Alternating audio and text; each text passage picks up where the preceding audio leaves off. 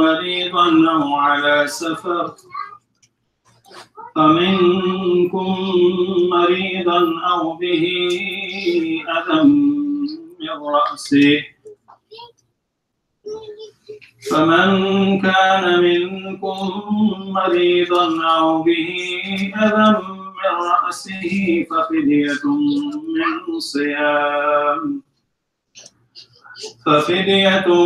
من صيام أو صدقة أو نسك فإذا أمنتم فمن تمتع بالعمرة إلى الحج فما استيسر من الهدي فمن لم يجد فصيام 3 أيام في الحج وسبعة إذا رجعتم تلك 10 كاملة ذلك لمن لم يكن أهله حاضر المسجد الحرام واتقوا الله واعلموا أن الله شديد العقاب. الحج أشهر معلومات فمن فرض فيهن الحج فلا رفث ولا فسوق ولا جدال في الحج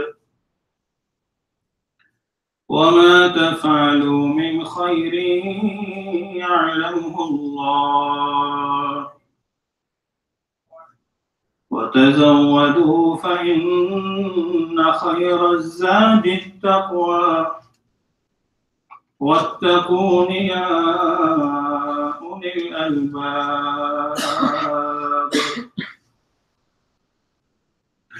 ليس عليكم جناح أن تبتغوا فضلا من ربكم فإذا أمنتم فإذا أفضتم من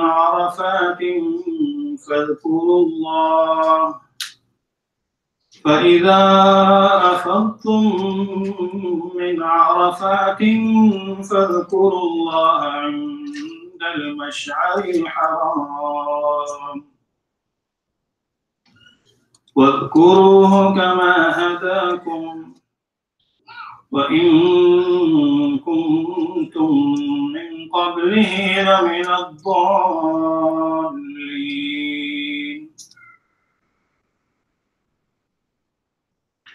ثم أفيضوا من حيث أفاض الناس واستغفروا الله إن الله غفور رحيم. فإذا قضيتم مناسككم فاذكروا الله كذكركم آباءكم أو أشد ذكرا فمن الناس من يقول ربنا آتنا في الدنيا وما له في الآخرة من خلاق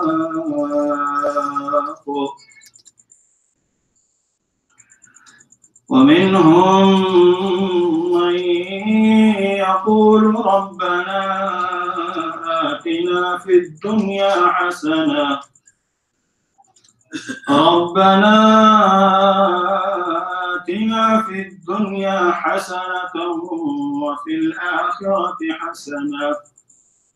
وفي الآخرة حسنة وقنا عذاب النار. أولئك لهم نصيب مما كسبوا والله سريع الحساب. واذكروا الله في أيام معدودات فمن تعجل في يومين فلا إثم عليه ومن تأخر فلا إثم عليه لمن اتقى واتقوا الله واعلموا أنكم إليه تحشرون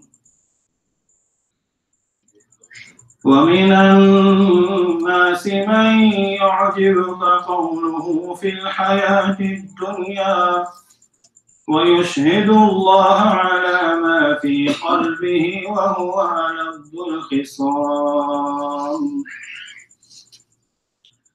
وإذا تولى سعى في الأرض ليفسد فيها ويهلك الحرث والنسل والله لا يحب الفساد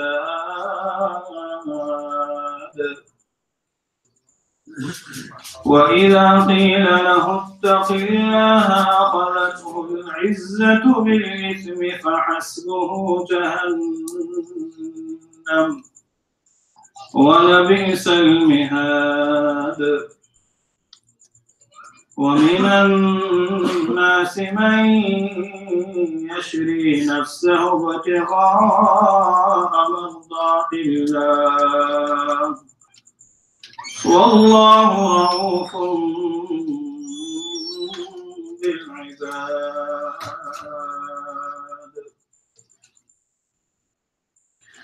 يا أيها الذين آمنوا ادخلوا في السلم كافة ولا تتبعوا خطوات الشيطان إنه لكم عدو مبين فإن زللتم من بعد ما جاءتكم البينات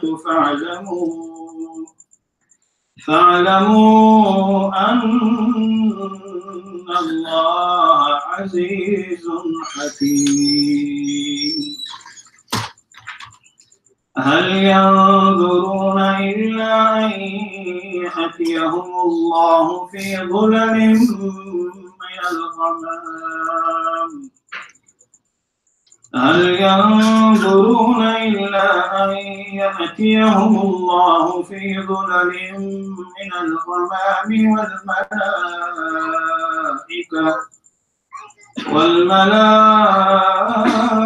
والملائكة وقضي الأمر وإلى الله ترجع الأمور صدق الله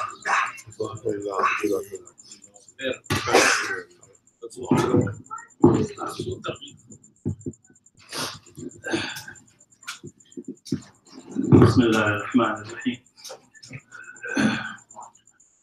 We are once again blessed by Allah subhanahu wa ta'ala. But alhamdulillah, all the Hujjaj, they have come back safely, healthy, alhamdulillah, though maybe a little bit coughing. As ulama says that some of the sickness after the Hajj is a sign and indication of the acceptance of the Hajj.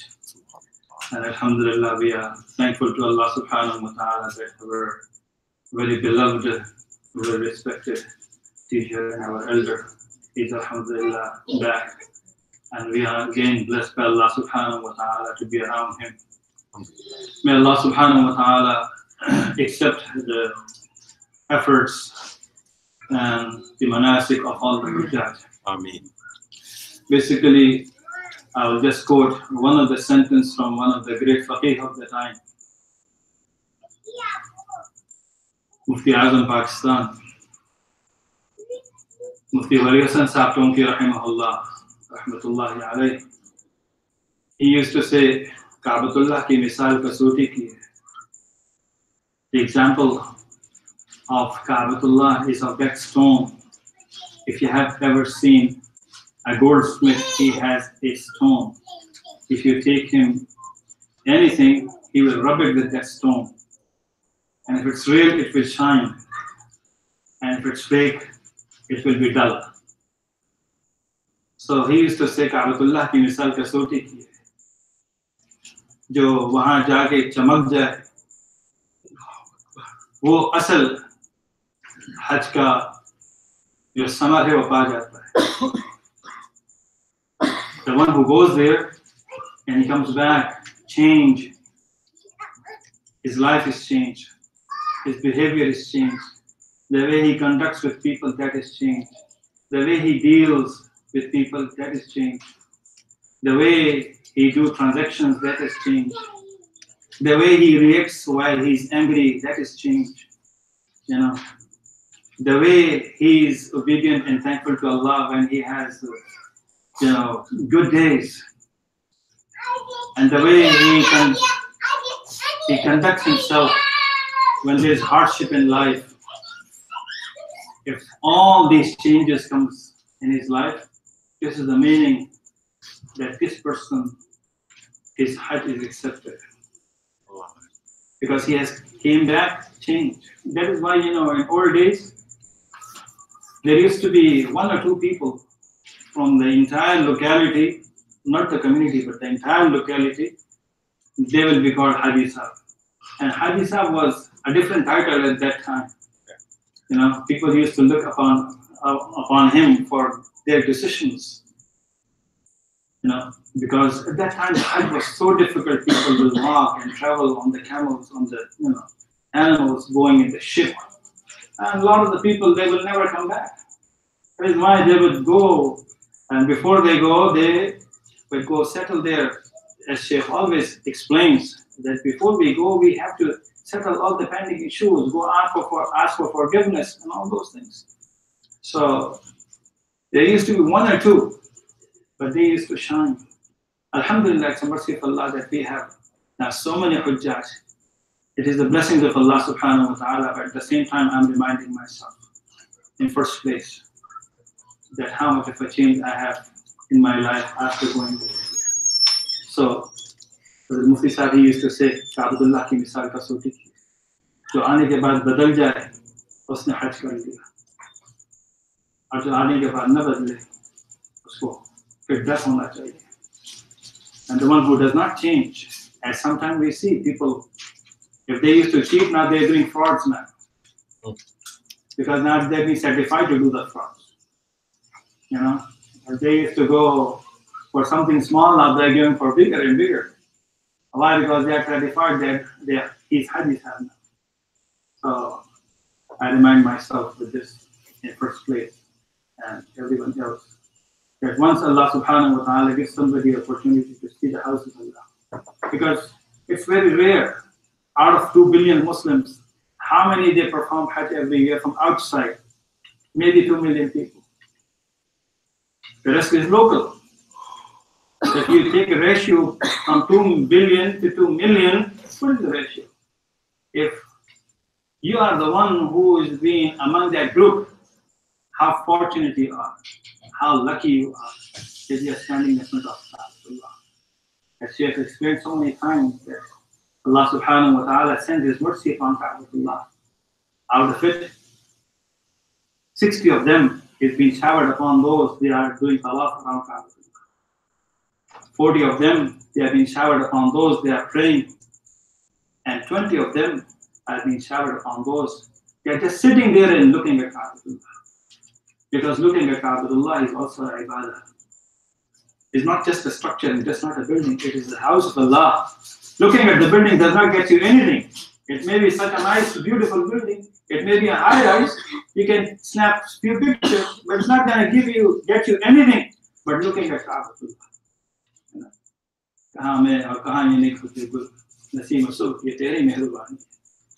So it is the great mercy of Allah subhanahu wa ta'ala. Allah gives opportunity to somebody like this. May Allah subhanahu wa ta'ala make it for all of us again and over in our life. May Allah subhanahu wa ta'ala take us over there with the full, having full aqidah and believing in Allah. that it is time for me to change. May Allah make us conduct ourselves over there with the full etiquettes and make us perform again in over the Hajj and the Umrah of the house of Allah subhanahu wa ta'ala. And may Allah subhanahu wa ta'ala make all of us among those they will be qabul. They will be accepted by Allah subhanahu wa ta'ala. سبحان ربك رب العزة عما يصفون والسلام على المرسلين الحمد لله.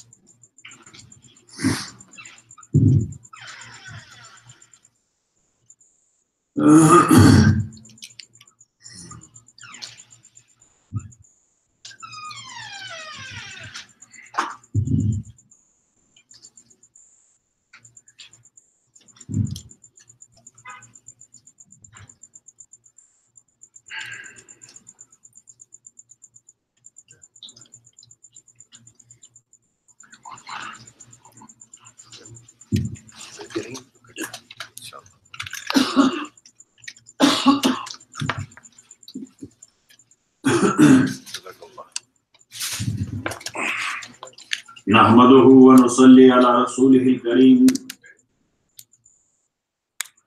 أما بعد فأعوذ بالله من الشيطان الرجيم بسم الله الرحمن الرحيم إن الذين كفروا ويصدون عن سبيل الله والمسجد الحرام الذي جعلناه للناس سواء العاكف فيه والباد ومن يرد فيه بإلحاد بظلم نذقه من عذاب أليم وإذ بوأنا لإبراهيم مكان البيت ألا تشرك بي شيئا وطهر بيتي للطائفين والقائمين والركع السجود وأذن في الناس بالحج ياتوك رجالا وعلى كل ضامر ياتين من كل فج عميق ليشهدوا منافع لهم ويذكروا اسم الله في أيام معلومات على ما رزقهم من بهيمة الأنعام فكلوا منها وأطعموا البائس الفقير ثم ليقضوا تفثهم وليوفوا نذورهم وليطوفوا بالبيت العتيق ذلك ومن يعظم حرمات الله فهو خير له عند ربه وأحلت لكم الأنعام إلا ما يطلع عليكم فاجتنبوا الرجس من الأوثان واجتنبوا قول الزور حنفاء لله غير مشركين به ومن يشرك بالله فكأنما خر من السماء فتخطفه الطير أو تهوي به الريح في مكان سحيق ذلك ومن يعظم شعائر الله فإنها من تقوى القلوب لكم فيها منافع إلى أجل مسمى ثم محلها إلى البيت العتيق صدق الله وصدق رسوله النبي الكريم ونحن على ذلك لمن الشاهدين والشاكرين والحمد لله رب العالمين.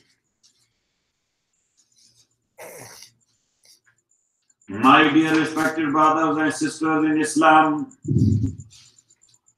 first of all, I would like to make a dua, Allah subhanahu wa ta'ala, all those brothers and sisters who perform their hajj and their manasik, Allah subhanahu wa ta'ala accept their ibadat. Allah, those who've gone before, Allah accept them as well. Those who want to go, Allah subhanahu wa ta'ala give them tawfiq and provide them the opportunity. And Allah subhanahu wa ta'ala give us this opportunity again and again.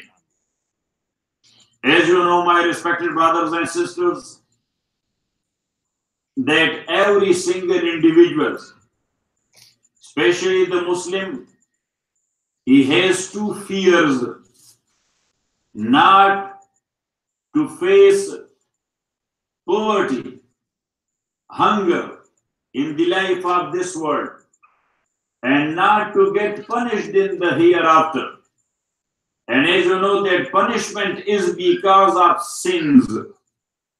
So he is trying actually to protect himself or to get rid of poverty, destitution, hunger, starvation. And he is trying to protect himself from sins, or in other words, from punishment and torment of Allah subhanahu wa ta'ala. Rasulullah sallallahu alayhi wa sallam said, تابعوا بين الحج والعمرة. تابعوا. Follow Hajj with Umrah and Umrah with Hajj. Means perform Hajj and Umrah constantly and continuously if you can. فإنهما ينفيان الفقر والذنوب كما ينفي الكير خبث الحديد أو كما قال عليه الصلاة والسلام. Because Hajj and Umrah, it will protect you from poverty and starvation, from hunger in the life of this world, and it will get your sins forgiven from Allah subhanahu wa ta'ala. In other words, it means that if you are doing that constantly and continuously, you will never face hunger here in this world, and you will never get punished in the hereafter. That is number one. Number two, when you are going to perform Hajj and Umrah, Hafiz Saheb was referring to that you have to settle your issues with people. If you have taken away the property or the money or the due right of anybody, you have to return that and ask his forgiveness, because you are going to sanctify yourself, to clean yourself from inside. So whatever dirt and filth is on your outside, first of all, you should take it away. Then go for sanctification. My dear respected brothers and sisters in Islam. So anyhow, Rasulullah sallallahu alayhi wa sallam says, Abu Hurairah narrates radiyallahu ta'ala that when a Haji, he departs, he take off for Hajj, وَوَجَدَ رِجْلَهُ فِي الْغِرْزِ. At that time, as Officer was referring to, they were taking rides of camels mostly. Because horse, it cannot go that far. It can go swift and fast, but not that far. And that's why. When in Uhud, Rasulullah sallallahu alayhi wa sallam, he got victory. And then the snipers or the archers, they came down off Jabal al-Rumah, and their conquest and fatha and victory, they turned to a defeat. You know that? And the mushrikeen, they were very much afraid of, if they will turn around, so this time they will bite us. Because their generals got martyred. Rasulullah sallallahu alayhi wa sallam got injured. Now their revenge will be way too much. So then they started running out of the battlefield. Okay? When Sahaba Rizwanullah alayhim ajma'in, they were a little bit sad. Prophet sallallahu alayhi wa sallam said, what's the situation? So they said that they are not in the battlefield anymore. Prophet sallallahu alayhi wa sallam, he said to Sahaba to find out where they are. Look, this was a clever man. Allah has created him. This was a unique personality. So he said they go there and find out they are taking rest somewhere. Number one. Or they are going towards Makkah.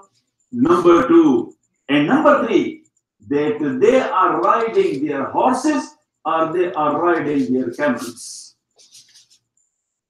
So when these two Sahaba went, they came back. Prophet sallallahu alaihi wasallam asked that they were riding their horses or their camels.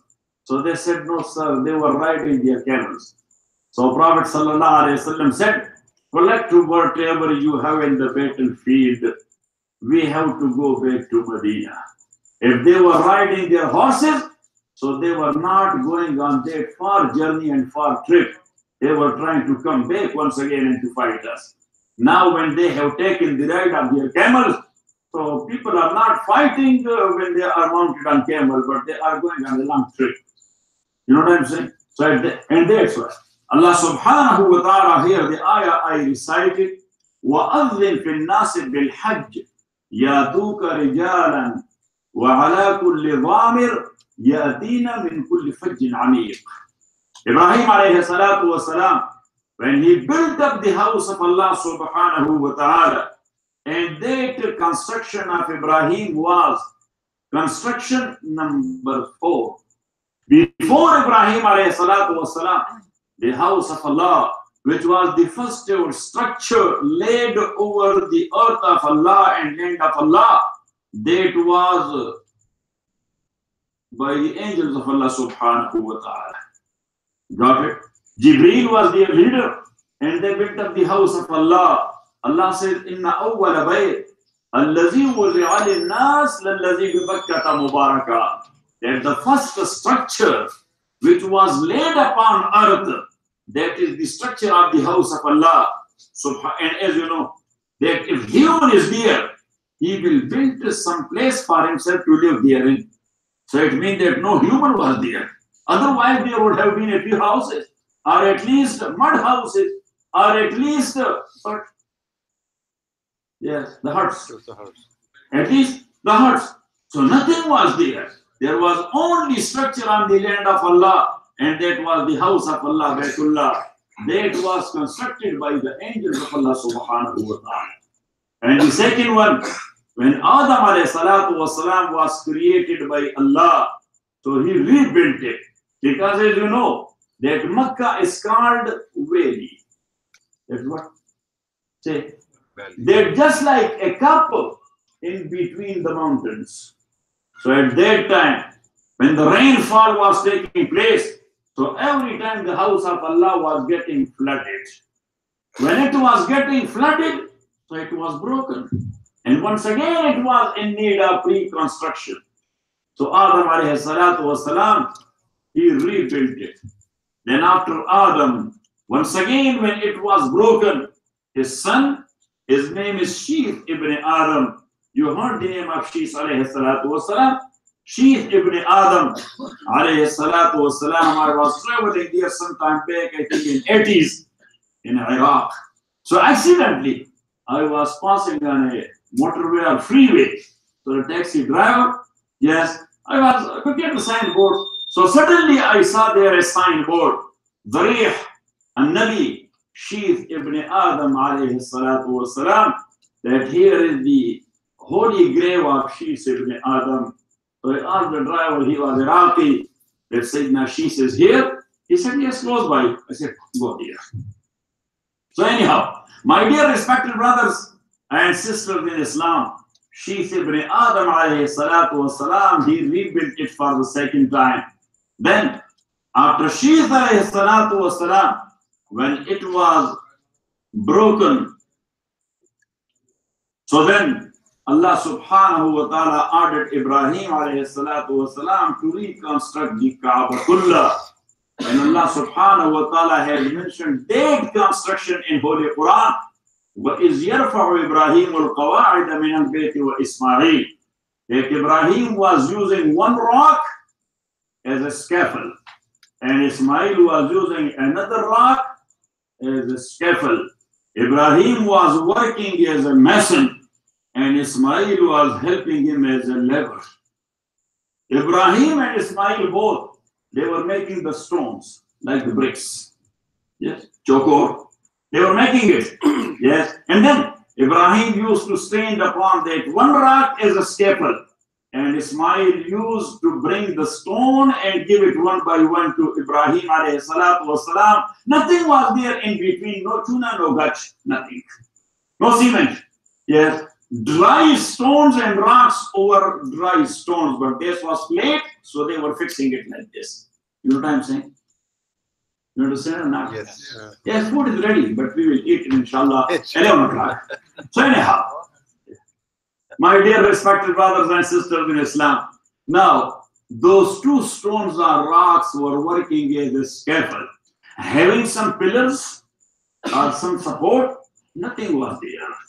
These both stones was floating in the air. These both stones were floating in the air. Ibrahim was standing on one of them, and it was going automatically. Yes. Back and forth, right and left, when he was fixing it. Ismail was, yes, he was standing on the rock, and the rock flew. Yes.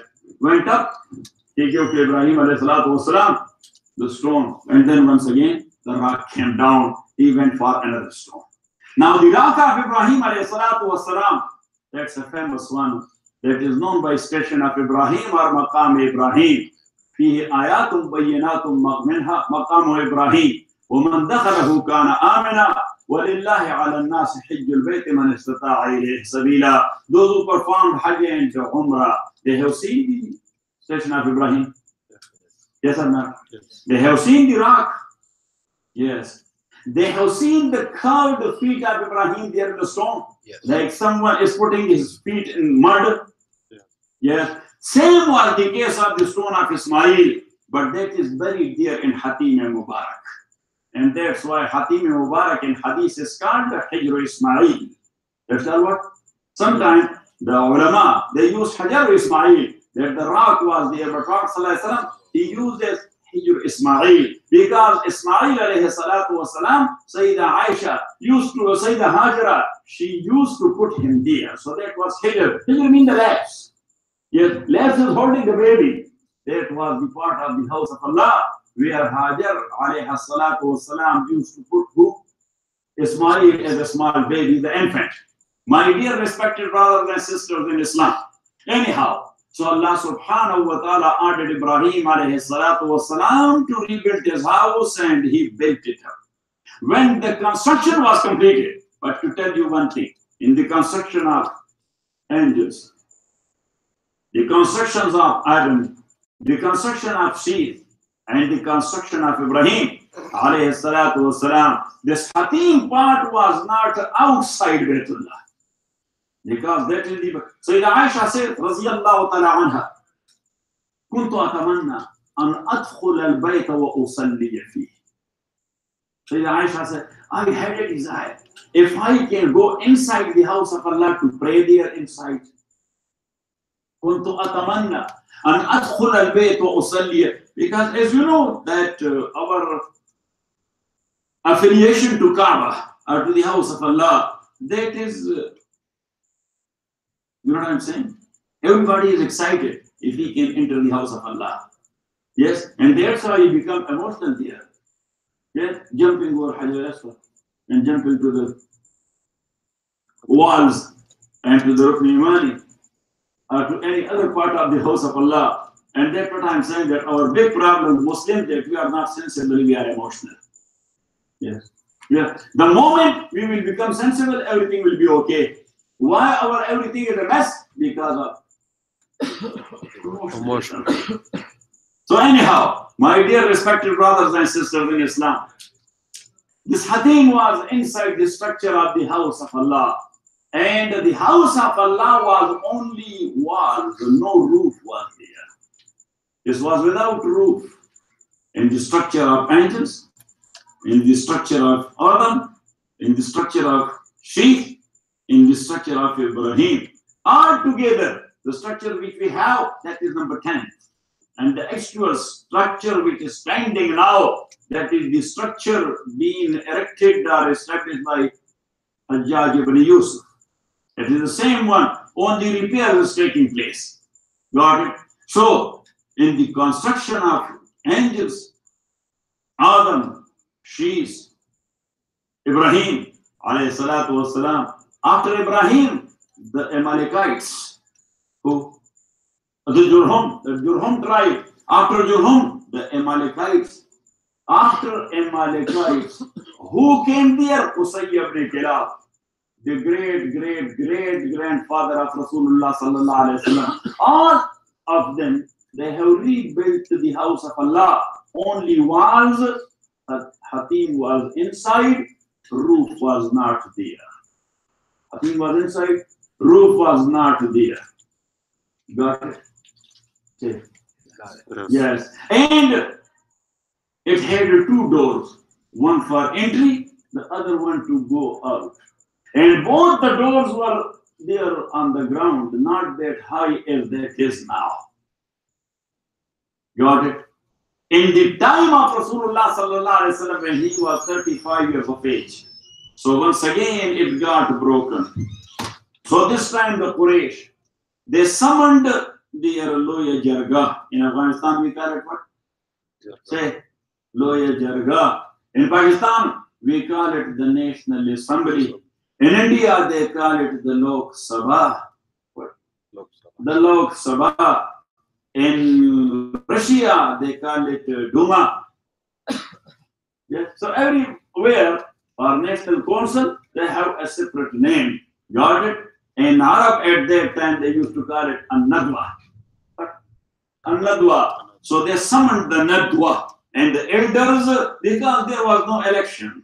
That was House of Lord of Great Britain. Small Britain or Great Britain, whatever. But anyhow, let's small. Yes. In the way we will see, you can cover it with only one thumb. But still that is Great Britain. So anyhow, the Great Britain, they have two houses. One is called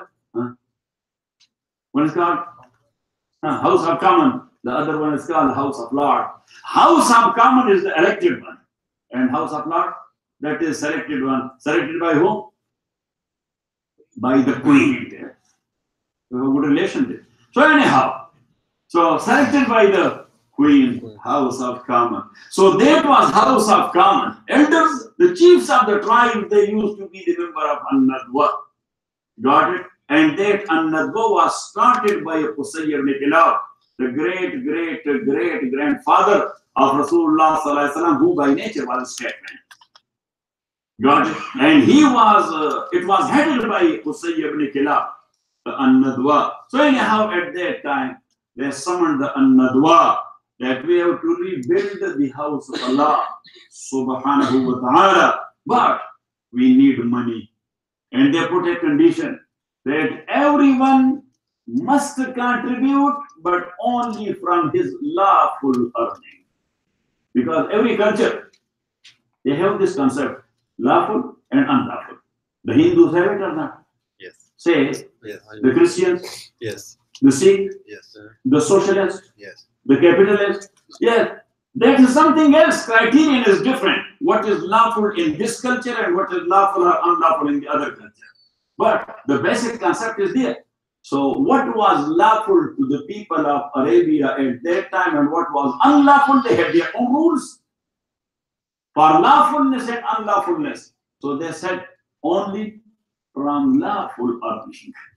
So when they collected, or they said that pass the baskets and donate generously.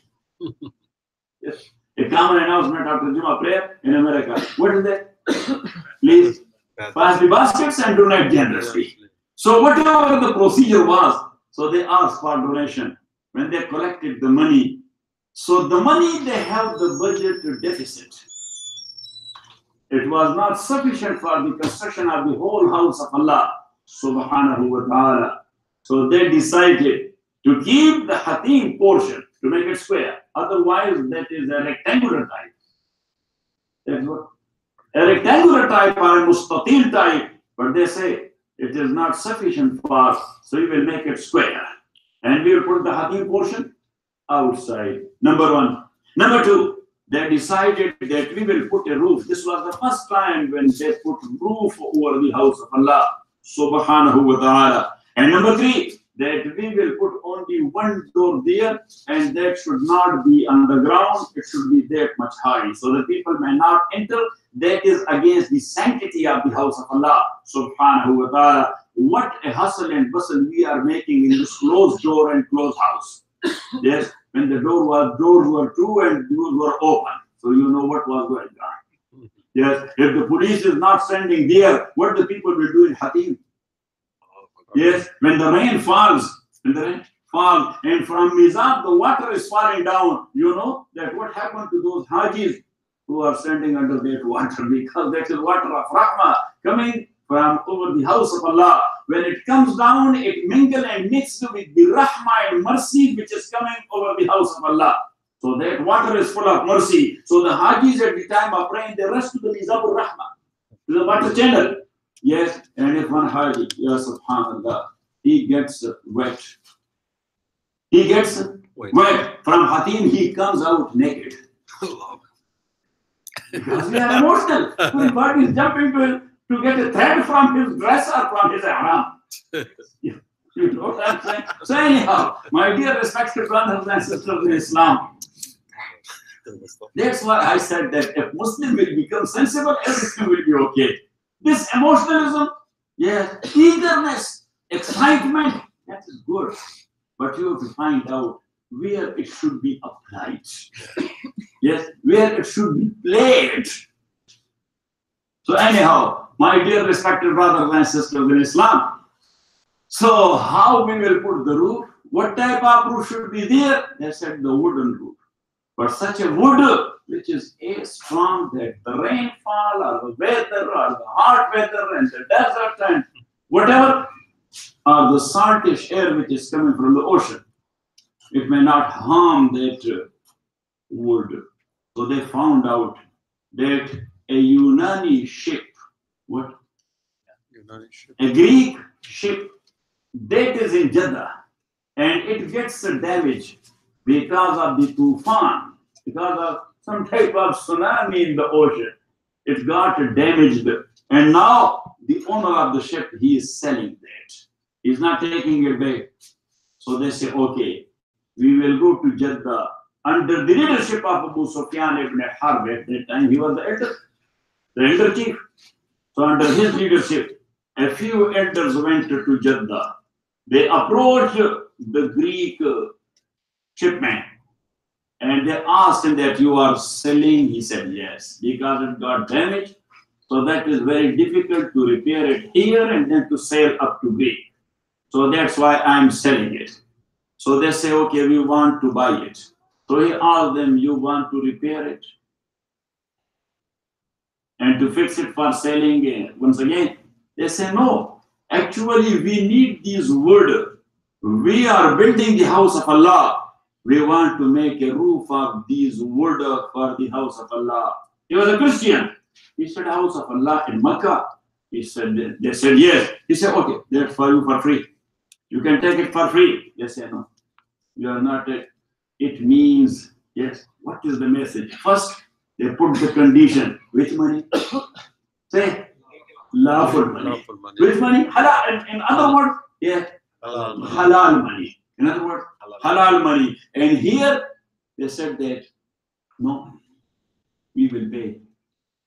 So he put some nominal price. But they said that we are building the house of Allah, not our own house. We have to spend our own money. If we will apply those two principles of the people of Makkah from the time of Jahiliyyah, we will be okay in construction of masajid as well. What we are doing for masajid and what we are doing in masajid. Inna lillahi wa inna ilayhi raji'un. Here we are playing games with the houses of Allah subhanahu wa ta'ala. And sometimes I do make jokes, especially about my own people, meaning the Pakistanis. The Pakistanis are very nice people. Wherever they 10, 15, they get together, all over the world, the first thing they are thinking about, to build a masjid. Yes, but the moment they build it, then they are trying how to destroy it. This has become our nature. That we have built it, let's destroy it now. Inna lillahi wa inna ilayhi. So destruction is not like this that they will burn it. Yes, they make it a club. They make it what? Same with don't fear. They make it like a club. Inna lillahi wa inna ilayhi wa anna al-masajida lillah fala tad'u ma'a Allahi ahada. What it means? They don't worship idols in the house of Allah.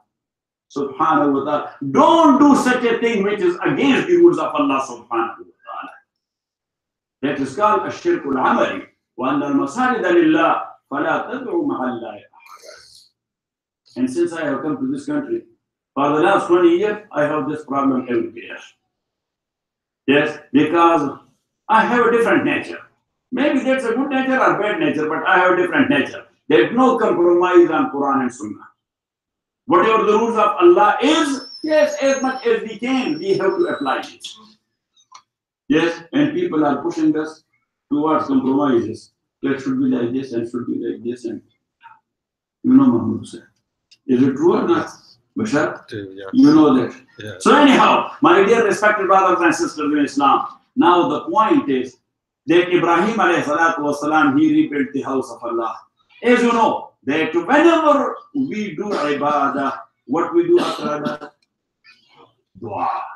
We pray. What we do after prayer? Say, dua. We fast in Ramadan or any other day. So at iftar time, what we do? Dua. We pay sadaqah. What we do after that? Dua. We cook some food and bring it to masjid. What we do when we cook, our wives or our mothers or our sisters or our daughter, when they cook food and we are bringing it. Now I was bringing my food from my house. So when I was bringing, yes, I saw my wife, she was making dua. That Allah subhanahu wa ta'ala, this sadaqah of ours, Allah accepted. And Allah sent the sawab to our elders and our family members who passed away, and Allah subhanahu wa ta'ala. Yes, like this. So anyhow, after every ibadah we are making dua. Construction of the house of Allah subhanahu wa ta'ala is the great ever ibadah. So Ibrahim and Ismail alayhim as-salawat wa taslimat built it. So then they were making dua, Rabbana taqabbal minna innaka antas sami'ul alim. Because if you will put yourself to hardship and Allah will not accept it, so you are winner or you are loser. You are loser. So that's why you are asking Allah that we did it. Maybe shortcomings are there, faults and mistakes are there, but Allah subhanahu wa ta'ala be kind to us, accept it for us. So Ibrahim alayhi salatu wasalam, he was making dua. Ismail was saying Ameen. Rabbana taqabbal minna innaka antas sami'ul alim. Rabbana waj'alna muslimayn lak. These wording of Quran are to be noticed. Ibrahim, he was a Muslim or not? Yes. Say, yes. When he was building the house of Allah, he was Muslim or not Muslim? What was Ismail? Muslim, but still they are making dua, Rabbana waj'alna muslimayn lak. He was a Muslim or they were Muslim. They say, Allah subhanahu wa ta'ala, make us Muslim. Make us Muslim. So make us Muslim. What it means? Because this is a constant and continuous job. This is not a graduation or certificate or degree. If you became Muslim, just go take rest. Yes, because you got it. Because you got it. And Jannah is for you now. This is a constant wa'bud rabbaka hatta yatiyaka al-yaqeen. This is a constant and continuous job until your death. And Allah subhanahu wa ta'ala says, ittaqullaha haqqa tuqatih wa la tamutunna illa wa antum muslimun. That you may not die, but in form of being a Muslim or in form of Islam. Last night in our tafsir class, we were, explaining the Surah Yusuf. So dear Sayyidina Yusuf alayhi salatu wasalam, he was making dua, Rabbi, قد آتيتني من الملك وعلمتني من تأويل الأحاديث فاطر السماوات والأرض أنت ولي في الدنيا والآخرة توفني مسلما والحقني بالصالحين. This is a great messenger. Sayyidina Yusuf alayhi salam, he is making dua, Rabbi قد آتيتني من الملك. Allah subhanahu wa ta'ala, you bestowed on me the kingship. You have given me the kingship, the rule, the state, the government. وعلمتني من تأويل الأحاديث. And not only that, I got a kingship or a king or kingdom or state or government. وعلمتني من تأويل الأحاديث. Your other blessing is that you have taught me how to resolve the issue. تأويل الأحاديث means how? Sometime you will be having your leader, political leader or your president or prime minister. You will say, oh Allah subhanahu wa ta'ala, which senatorium we should take him to? Because he has problem, type of problem. You know. So anyhow, Sayyidina Yusuf alayhi salatu wasalam, he made dua, Rabbi qad ataytani min al-mulk wa 'allamtani min ta'wil al-hadith. You have taught me how to resolve the issue. 'Allamtani min ta'wil. Yusuf alayhi salatu wasalam, he did not have a khanqah that he was sitting there and people were coming that I saw in my dream and he was explaining the dreams. It was one thing a little bit. وَعَلَّمْتَنِي مِنْ تَأْوِيلِ الْأَحَادِيث. That is called diplomatic approach. That you have taught me how to approach diplomatically. How to approach diplomatically, philosophically to resolve the issues. وَعَلَّمْتَنِي مِنْ تَأْوِيلِ الْأَحَادِيث. فَاطِرَ السَّمَاوَاتِ وَالْأَرْضِ. O the creator of the heavens and the earth. أَنْتَ وَلِيِّي فِي الدُّنْيَا وَالْآخِرَةِ. You are my wali. What is wali? Friend. What is wali? Caretaker. What is wali? Protector. A common word in Arabic language. You are my protector. You are my supporter. You are my caretaker. You are my friend. You are everything to me, O Allah subhanahu wa ta'ala. Anta wali fi dunya, in this world and also in the hereafter. Then his dua. Tawaffani Muslima. O Allah, cause me death in form of Islam. Because in a hadith, Rasulullah sallallahu alayhi wa sallam said that shaqawa and sa'ada, good luck and bad luck, destiny that is known only to Allah. You will find a guy, that he will be very wicked and villain guy. But in his last state, he will become that much pious Muslim that he will become a wali of Allah and will go straight to Jannah. And you will find a guy very committed to deen, but suddenly the destiny which is written and decreed by Allah subhanahu wa ta'ala, it will come forth and he will lose his iman and he will die as a kafir. Now I was telling one alim there in Pakistan on telephone that I was reading in a book in Lahore, here, university, in Lahore. There was a thief. What? And that was his profession. That was his profession. So I was reading about him, that how he became that pious a guy. Because later on, he was known for his piety. This is the same guy.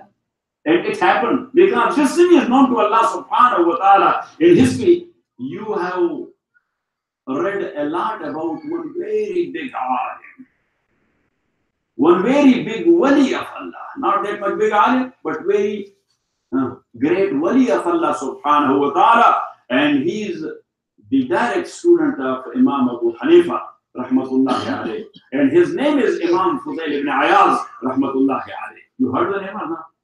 Yeah, in books, you will read a lot about him. Fazl ibn Ayaz, rahmatullahi alayhi. Look, he came for Hajj. How these awliyaullah, they keep themselves in covers. They do not pretend. Now we are living in such an area that Mujtaba, yes, if he will help us be in his hand. So sometime later we say, when last night I'm only mentioning your name. Yes. God, I'm not that much serious regarding you. Yes. So he will say, like we the gathering. Last night when I woke up for Hajj, oh brother, if you woke up for Hajj, what is the need of this relation? Why do you reveal it? Yes. So when I saw a light, that light was coming from Ashim Allah. So the people are thinking that we got a wedding. Yes, here in Los Angeles, there's also a sign of Qiyamah. Now, what is the background of this saying? Because he is going to start a business. He's going to what? To start it. Not a piece of business. That's the business. That is such a business where you lose nothing. Yeah. You earn only. People are coming and bringing you everything. Sometimes I am thinking also that I should be a peer. Yes, very easy earning. People will come and they will ask you dua and you will say sometime, yes, in 10 minutes once you say, Allah, who? I say, he's the guy. Now he's direct because he got connected. The telephone number got connected to Allah subhanahu wa ta'ala. He is on green line. That's called green line between the president and prime minister. There's a telephone which does not need the dialing. Yes, or a tuck. What is it? Here, right? And there's the prime minister. That's called hot line. But in Pakistan, they call it green line. They call it what? The green line. So anyhow, my dear respected brothers and sisters in Islam, look at me. Fazl ibn Ayaz, rahmatullahi alayhi, he came for Hajj. He was staying outside Makkah. People heard about him. He was known for his piety and for his wilayah. People had a keen interest if they can look at his face, if they can see him, if they can shake hand with. You know what I'm saying? So the people of Makkah, they rushed to where he was staying with his colleagues. Yes. And everybody was saying, So this is Imam Fazl ibn Ayaz. The other guy said, yes, this is our Imam Fazl ibn Ayaz, rahmatullahi alayhi. The friend of Allah. The friend of Allah subhanahu wa ta'ala, and this and that. Now, everybody is trying to shake hand with Fazl ibn Ayaz, rahmatullahi alayhi. So Fazl ibn Ayaz, suddenly he stood up. And he opened his bag. He brought out his food. And that was the month of Ramadan. So at daytime, he brought out his food and he started eating that. So people were looking at one another. That he is a great wali, but maybe he has some psycho problem. Sometimes somebody is great, but he has psycho problem, you know. Yeah. Got it? The status-wise, the guy is great, but psycho problem is here. So there, as a wali of Allah, he's a great man, but maybe he has. So the people, one by one, very quietly, they were leaving. So when all of them, they dispersed, so his own disciples asked him that, Imam, what you did? This is Ramadan. What the people will be thinking? That Imam is eating in the month of Ramadan? He said, yes, to spare myself for manasik and for hajj. To spare myself for manasik and for hajj. Otherwise, I would not have been able to perform my hajj. These people will make me crazy. Because they will be following me everywhere, that Imam is here and Imam is there, and I will not be able to make a tawaf or sa'i or whatever. I will get involved with them. So they said, but you ate in the month of Ramadan. He said that I am a traveler. I will make Qazan because that's Quran allowed me as a traveler not to do fasting. He said, so what? I said, why you did it? He said, to cover myself, otherwise they'll make. So awliya Allah, they cover themselves. So anyhow, my dear respected brothers and sisters in Islam, so Fazl ibn Ayaz, rahmatullahi alayhi, he was also a thief, but he was a gangster. Not thief, he was a taruna. Sir, the chief of the gangsters. So that Fazl ibn Ayaz, rahmatullahi alayhi, he became a great wali. You know another great name in history, and that is Ibrahim ibn Adham. You heard about him? The name, so many times the ulama are mentioning Ibrahim. He was the disciple of Fazl ibn Ayaz, rahmatullahi alayhi. He was the murid of Fazl ibn Ayaz, rahmatullahi alayhi. So same was the case of that Lahori Girani. Yes, he was a thief. But once he broke a house, he brought a lot of stuff there from. But 2 days later, he took that stuff, brought it back to that house at night time, and threw it inside the house. There was cash, and there was jewelry, and there was this and that and that and that. His colleagues, when they came to know that our friend, who is known for theft and stealing, he did like this, so they came to him. They said, what you did? He said, I not stopped. I will be doing it. So he said that you got a lot of stuff and you took it back. He said, actually, when I committed that theft at night, the next day I came to know that this guy is Christian, he is not a Muslim. That this guy is what? Yes. He is not a Muslim. The whole city is full of Muslims, but he is Christian. So he said that at night time, it came into my mind that, oh my God, on the day of judgment, if he will complain to Jesus, and Isa will take the case to Prophet Muhammad that you are follower what he did to my follower. So he said that I thought how I will face my Prophet on the day of judgment. How I will look into his eyes. So he said, oh, that will be way too much for me. So that's why I brought the stuff and I threw it back. Later on, Allah subhanahu wa ta'ala only with that one feeling, he made him a great one. My dear respected brothers and sisters in Islam, anyhow, now the issue is that the topic is that Ibrahim alayhi salatu wasalam, he made a dua. Rabbana waj'alna muslimayni laka. So Islam is not a degree. There's not a graduation ceremony. That you got it? Yes, have the paper. That's a constant and continuous job 24/7. Constant continuous job? 24/7. 24/7. Until what time? Wa'bud rabbaka? Hatta yatiyakal yaqeen, until the malakul maut comes to you. You will practice that until the malakul maut or the death angel will approach you. So my dear respected brother, anytime somebody can lose his iman, Allah subhanahu wa ta'ala forgive. In Medina, there was one guy, his whole tribe, they accepted Islam, but he didn't. When Sahaba Rizwanullah alayhim ajma'in, they went to Uhud. So he came out of his house at that time and he didn't find people in bazaar and here and there. He asked, where the people are? What happened to the people? Where they are gone? So I said, you don't know? He said, no, I don't know.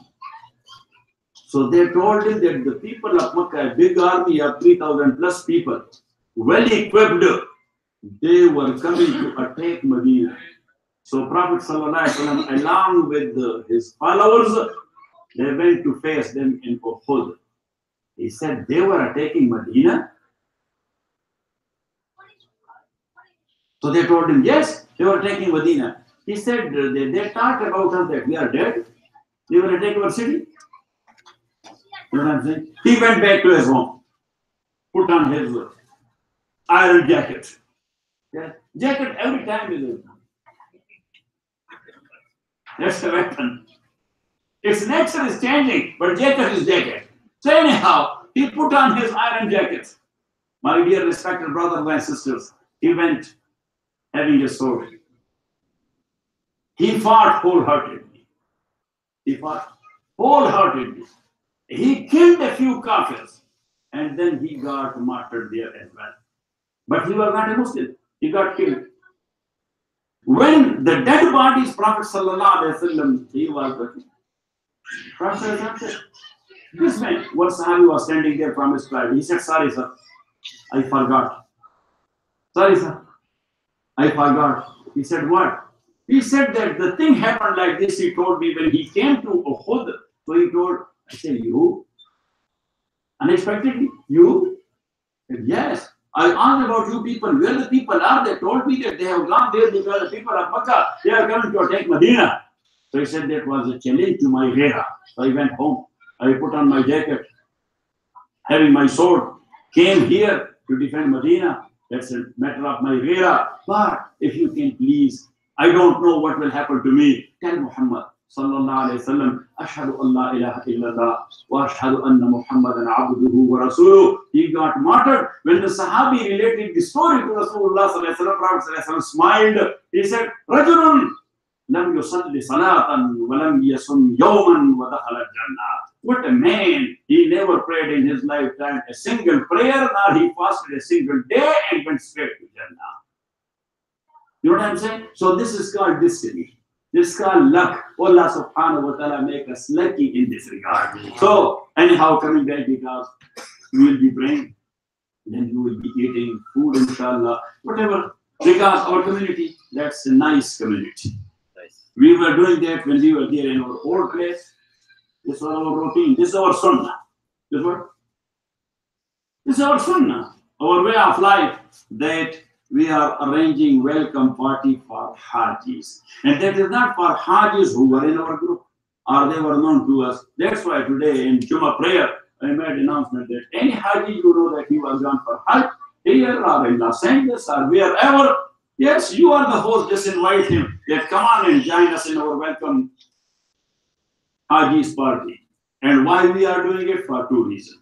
Number one, to give respect to those who visited the house of Allah subhanahu wa ta'ala. And number two, to inspire or to encourage others to go to the house of Allah subhanahu wa ta'ala. And that's why, whenever I am in Hajj, so I say to my own friends, or my own colleagues, or my own group, that yes, difficulties are there in Hajj.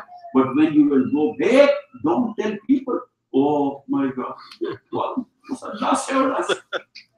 Yeah. People, they are very weak, especially those who are living in your condition. Yes, and they cannot walk 10, 15 steps because cars. Yes, and you will tell them, oh my God, very tough, very difficult. So you discourage them. If they had the intention to go and you said and he got discouraged, on the day of judgment, Allah will ask, you will put you to question. that because of you, he did not go for Hajj. So I tell them that, yes, this is life. Here on 4 or 5, life is easy. No. And especially on Friday, when after Friday prayer, when I go back home. So it takes me 30 minutes when I'm going home. Yes, I'm coming here. But sometime after Friday prayer, it takes me more than 2 hours. Yeah, because I'm stuck there. So anyhow, and this year, that's what I was saying here, that this year, our experience was like this, Professor, that when the aeroplane landed in Jeddah, for how long we used to be there in the airport?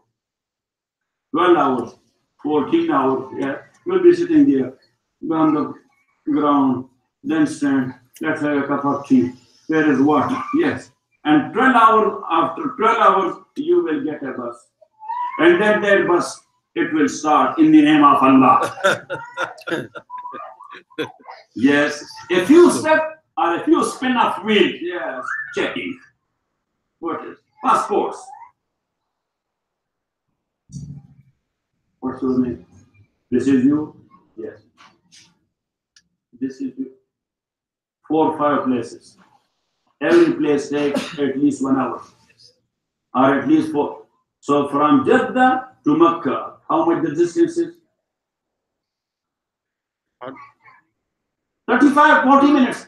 But it was taking us 5, 6, 7 hours to arrive in Mecca. Because then they were taking you to the office of the Muallim, where your passport has to be confiscated. Yes. They will put it there. Once again, there you will be standing there. Lot of buses are there, and then the Muallim guys, they will come and they will check one by one and looking at the passport and yes, what is your distinguished mark? Is it you? Yes. So it will. So in 5, 6, 7 hours, you will arrive in your hotel. This time, Alhamdulillah. Whatever the situation was or why it was, I was referring it to the youth or young age of Prince Muhammad ibn Salman. They, in 50 to 55 minutes, we were out of the airport. Wow. Yes, we got the bus after 50 minutes or 55 minutes. What happened there? Yes, they took our passports. Yes, in another 50 minutes, we were there in our hotel. On our way to Makkah, only one stop. Yes, there they give us one bottle of Zamzam. We drank it, Alhamdulillah. In 50 minutes, we were in our hotel. We are not going to the lives changed. Yes, the agent will take care of the passport. He took the passport. We don't know. When we were going to Medina, so once again, this was the procedure that the bus will take you to the Muallim office once again. Buses will be in line. Every bus will be checked and the Haji one by one 10 times. Once again, it will take 2-3 hours there in Mecca. Yes, and then after that, checking, and you will arrive to Medina in how many hours? 8 to 10 hours or 12 hours. Yes or no? And this time, not going to any Muallim office. The agent, he brought the passport to the bus in the hotel. Your passport, have it. We arrived in Medina, give the passport. We are going once again to the Muallim office. No? Yes. You are going to the hotel, straight to hotel, and then when you are coming back, and we took our bus in Medina, they give us our passport. That's your passport. Bismillah. At that time, we used to have our passport with the bus driver. When we were there in the airport, once again the guys come, checking everyone. How many Hajis? 50. Okay. How many passports? 50. Yes. But these are 49. Where is the other Hajj? You find the Hajj, the last Hajj. He is in the restroom. So anyhow, this time it was too much easy. To tell you one thing else. Najam and Harun, tell me, how much it took when we were coming back from Arafat to Muzdalifah? Like for 20, 30 minutes. Yeah. The bus is like this. Because Now the government, they made such a system that the traffic is not getting stuck anywhere. It goes like a bullet. You know what I'm saying? So alhamdulillah, it is very easy. The only difficult thing is, yes, you have it. You have it, but you are not spending it. Just put a small box in the dark corner of your house. Make a hole on the top, lock it, throw away the key somewhere to the ocean. That even though if you are dying of hunger, not to open that box and to eat your food.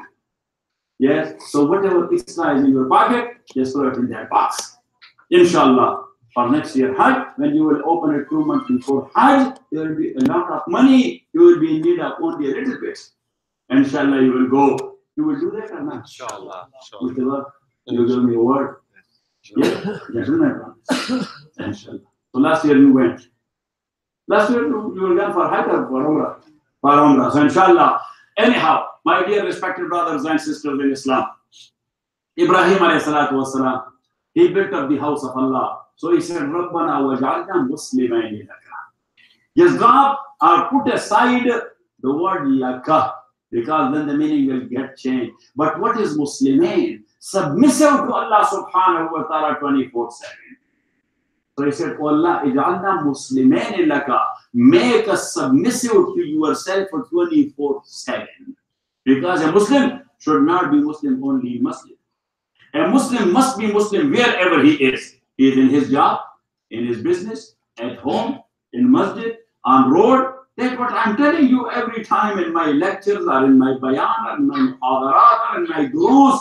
That look, don't think of red light that this is American law. This is what? Say, American law. This is the law of Allah to have a stop on red light. Why? Because the Prophet ﷺ, he has given us only one sentence which includes all these systems. Prophet ﷺ said, Al-Muslimun inda shurutihim. Al-Muslimun. What a beautiful word. Al-Muslimun inda shurutihim. The Muslims, they must be committed to the condition they agreed. So whatever condition you agreed, you have signed the paper for your citizenship or not? Yes. Or for your visa or not? Or for your green card or not? What that signature mean? To be law-abiding. To be. Now, if you will violate the red light, if the sheriff will not ask you on the day of judgment, Allah will ask you. He will put you to question. Because that was the shart you agreed upon. That was the condition you agreed upon and you broke it. You know, how much it will make our life easy. If you will keep in mind that concept of Deen and Sharia, that al-Muslimuna inda shurutihim. So anyhow, Ibrahim alayhi salatu wasalam said, Rabbana waj'alna muslimayni laka wa min dhurriyyatina ummatan muslimatan lak. Anyhow, Allah subhanahu wa ta'ala ordered Ibrahim, وَأَذِّن فِي النَّاسِ بِالْحَجِّ. Proclaim, make an announcement for mankind to come for Hajj. يَأْتُوكَ رِجَالًا وَعَلَى كُلِّ ضَامِرٍ يَأْتِينَ مِنْ كُلِّ فَجٍّ عَمِيقٍ. They will be coming walking on foot. As Hafiz was referring to. And still, some people, they are coming on foot from very far-flung areas. Some of them, they are coming on bike. Yes, last year, one Russian, he came on bike. Yes or not? And every year, he got a lot of respect that he is going to the house of Allah, subhanahu wa ta'ala, having a difficult journey. What he was doing? Biking. From where? From Russia. You know what I'm saying? And our officer was referring to that at that time, from the Mantiqa, from a big zone and big area, 1 or 2 Hajis, yes, they were going for Hajj. Because number 1, the facilities were not there. Number 2, the wealth, the people did not have it. Now, alhamdulillah, Allah subhanahu wa ta'ala has made our provision special. The facilities are there. Yes, and still we are making if and but. So my dear respected brothers and sisters in Islam, وَأَذِّن فِي النَّاسِ بِالْحَجِّ يَأْتُوكَ رِجَالًا. Sayyida Aisha says, radiyallahu ta'ala anha, officer knows, and those who were with me, that I never take a ride in Hajj days. Do I, officer? Huh? And those who can walk, I say, no. Ride is a darura, that is a necessity.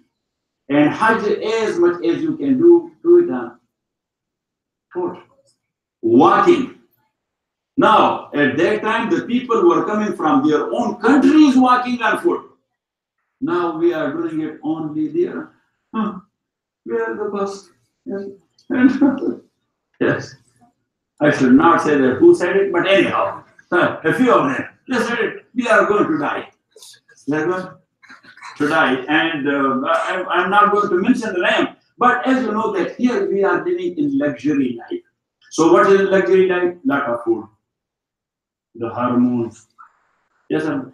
The chemicals, the meat, the beef, the air conditioned, no walk, no bodily exercise, nothing like that. So when you will go all of a sudden for Hajj, you cannot do it. You cannot walk there. The first ever thing will happen to you, the rashes. What? You will get rashes. So one brother, I told him that, look, I told you 10 times, eat a little, number one.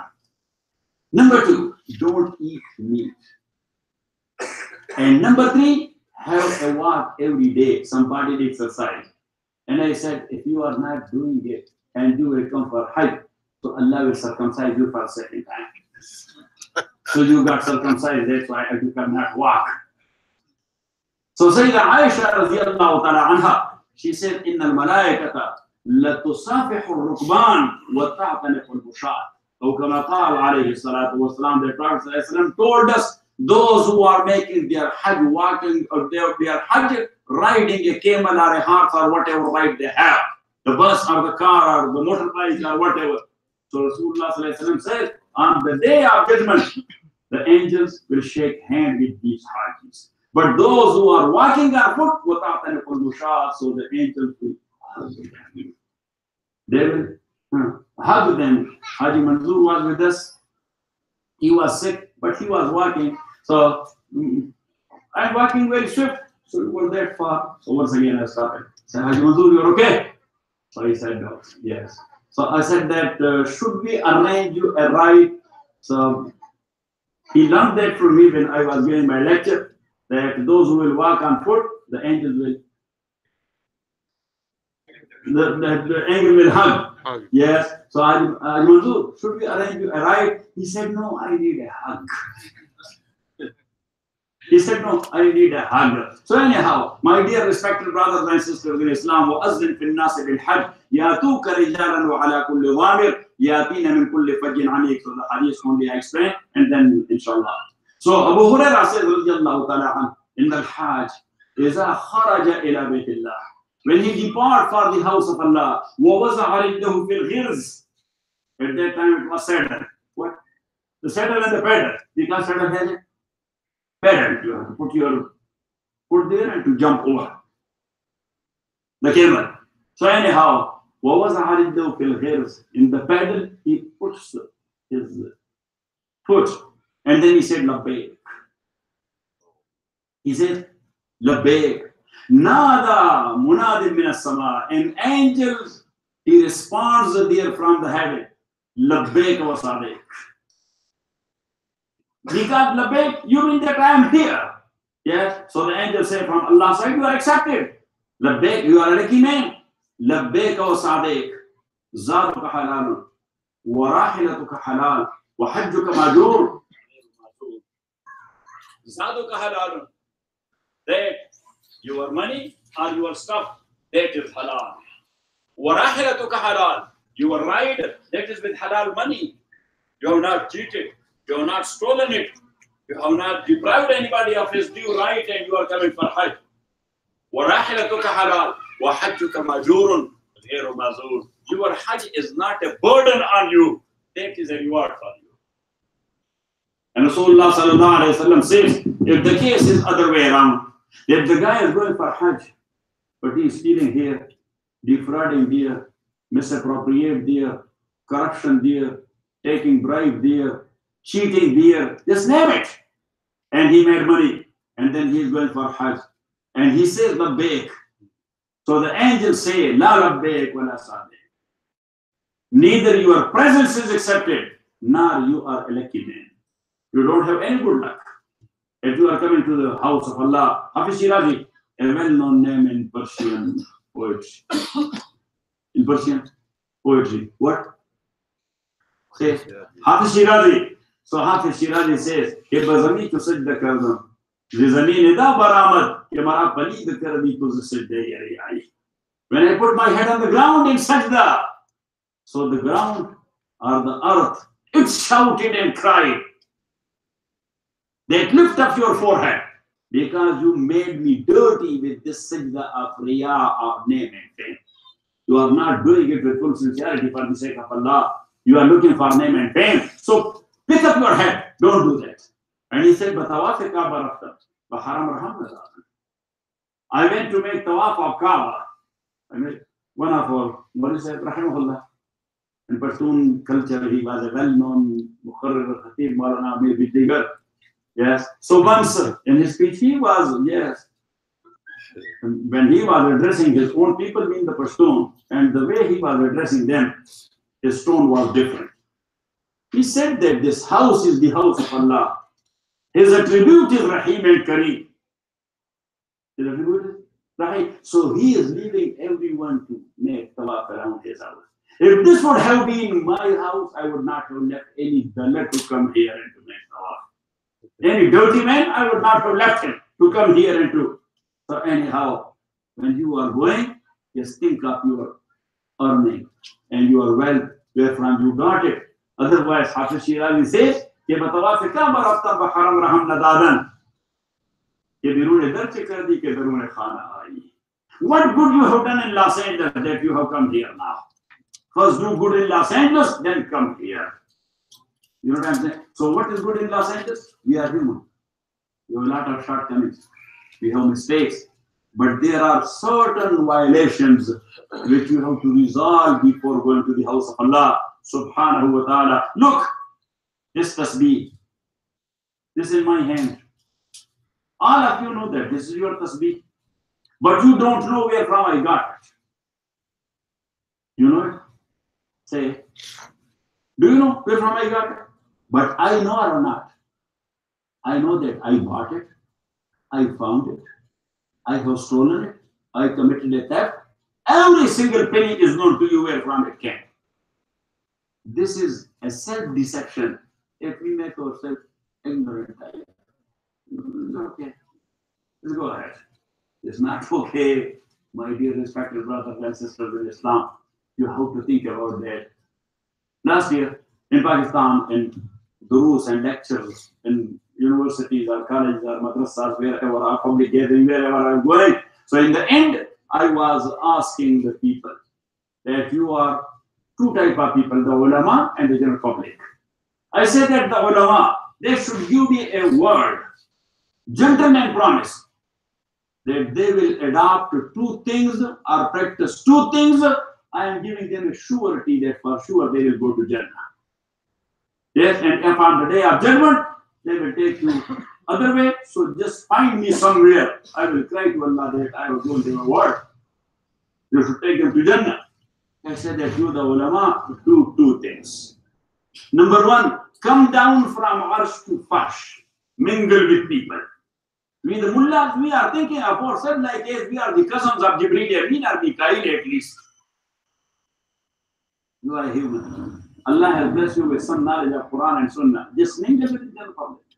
Just sit with them on the ground. That's number one. And number two, control your desires.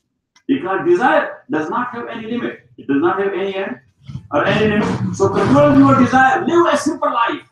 Al-Bazaratu min al-Iman. Rasulullah sallallahu alayhi wa sallam says simplicity is the sign of Iman.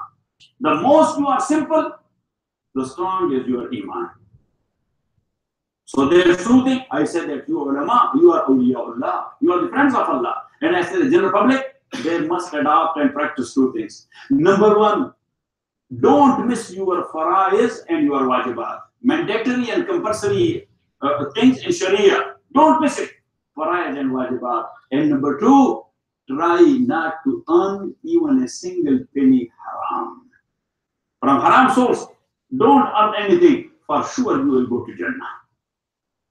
Yes, and especially when you are going to the house of Allah, subhanahu wa ta'ala, Rasulullah sallallahu alaihi wasallam says, Raja, ka yawm waladathu ummu. If you would have resolved your problems and issues with the people, what else is there? Allah subhanahu wa ta'ala will wipe it out. He will erase it from the columns of your personal file. Yes?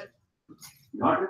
Or not it? So anyhow, Allah subhanahu wa ta'ala says, وَأَذِّنْ فِي النَّاسِ بِالْحَجِّ يَأْتُوكَ رِجَالًا وَعَلَى كُلِّ ضَامِرٍ يَأْتِينَ مِنْ كُلِّ فَجٍّ عَمِيقٍ. Once again, I would like to make a dua. May Allah bless us. All the brothers and sisters and the small kids who came, may Allah subhanahu wa ta'ala bless them. All those sisters or brothers who arranged the food. This is giving a respect. Maybe most of Hajjis, they are not known to you. Or you do not know that he has gone for Hajj. Yes, even maybe if some of you do not know that I have gone for Hajj. Yes, this Haji Manzoor, he came from another area. He was our colleague and our companion in Hajj. You don't know that he had gone for Hajj, but you arrange the food for Hajjis without knowing them. Yes, this is because of the house of Allah. Because of the house, because they visited the house of Allah, subhanahu wa ta'ala, they have performed their manasik there. Yes, they are respected people, and you have to give them respect. So this is a mark and sign of respect that you arrange them a welcome party. So may Allah bless all those brothers and sisters and families who arrange the food. We could have ordered it from restaurants also. Yes, that we just collect some money and we will order a restaurant and they will arrange the food. No, that's not the proper way. The proper way is our people, they are happy. Our sisters, they are happy when they are cooking food at home and they say that today we have a welcome party in our masjid for Hajis. Yeah, this is another excitement. So that, and we want to include our brothers and sisters in all these type of good gatherings. So they made the food and they brought it. And the Hujjaj Kiram, those who came from far-flung area, or other brothers, those who came, may Allah subhanahu wa ta'ala bless all of them. And may Allah subhanahu wa ta'ala accept the Hajj of all the Hujjaj Kiram. And may Allah subhanahu wa ta'ala give all of us this opportunity time and again. And Allah subhanahu wa ta'ala, this gathering of ours, the brothers and sisters, Allah make them arrangement for coming year or for next year and take them to your holy house because they came here with love to your house, with love to Baytullah, with love to Hajj and Manasik. So based on that love, Allah subhanahu wa ta'ala, you are Alimul Ghaib and you are Al-Mukhtar and you are Al-Qadir. So from your Qudra, arrange them the sources and the mean so they may go for Hajj or at least for Umrah. Allah subhanahu wa ta'ala accept all of you. Wa sallallahu ta'ala ala khairi khalqihi Muhammadin wa alihi wa ashabihi ajma'in.